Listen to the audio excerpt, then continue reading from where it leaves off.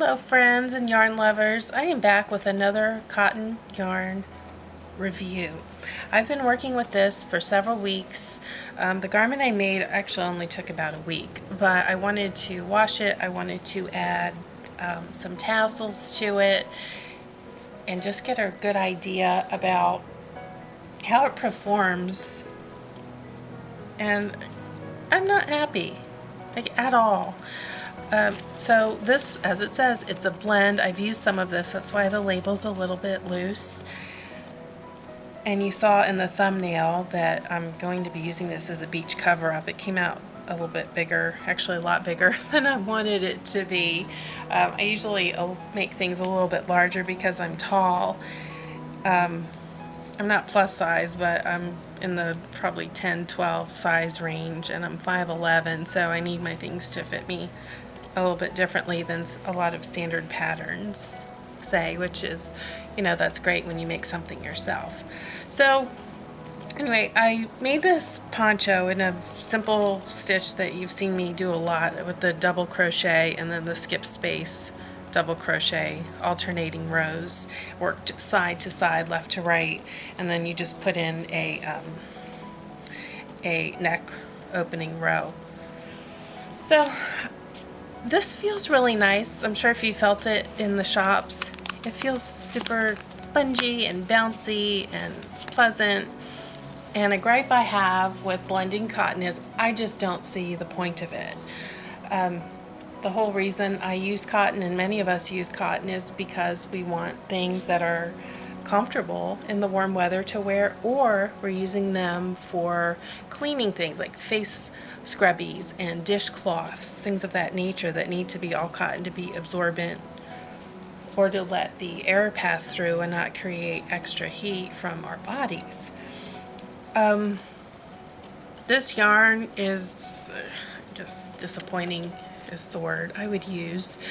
I don't hate it, but I will not use it again.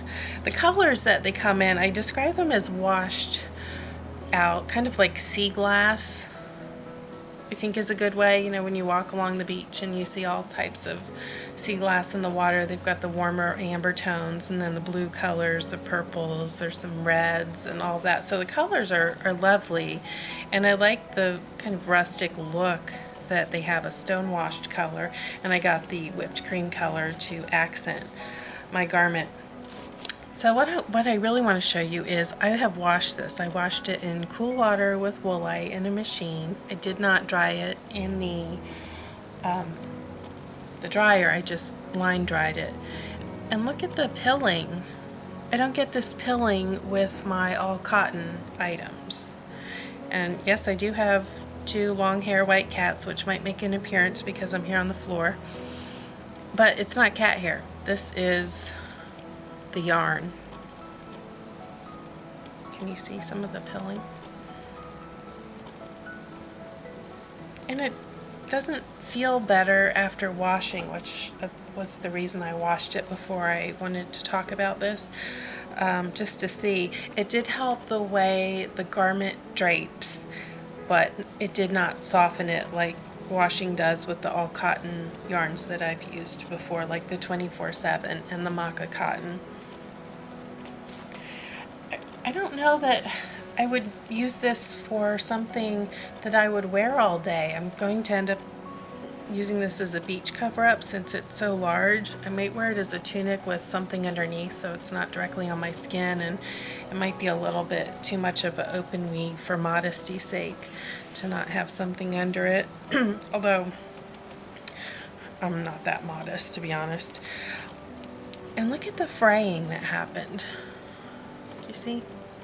After washing it, I will say it didn't split when I was working with it. I used both a metal needle and the plastic, what is that? The Armor clover hook.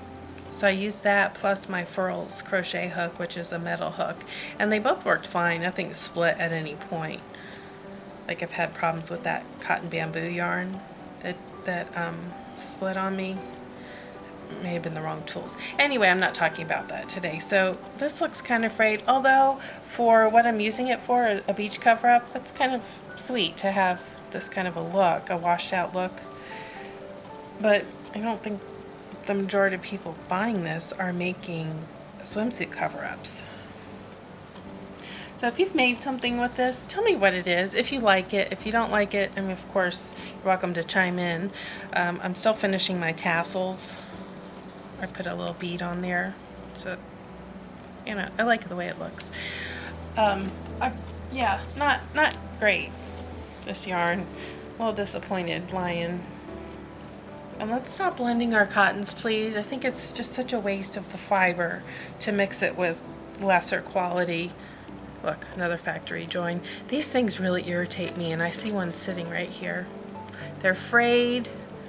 Just, it's not good. It's not good. And I write these companies to complain about it. I'm not a complainer, but it really makes the garment look messy, and I can't hide the joins. Oftentimes I'll have to just cut it and add in a new line, which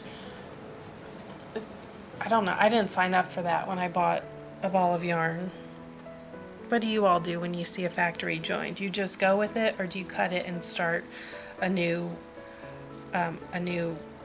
stitch and then just weave it in? It's part of, I guess it's just part of the craft. Nothing's perfect, is it? Yeah, so not a fan. Fortunately, it's not very expensive, but you know, you don't know till you try. So that's my opinion of this cotton blend yarn. No blends, no thanks.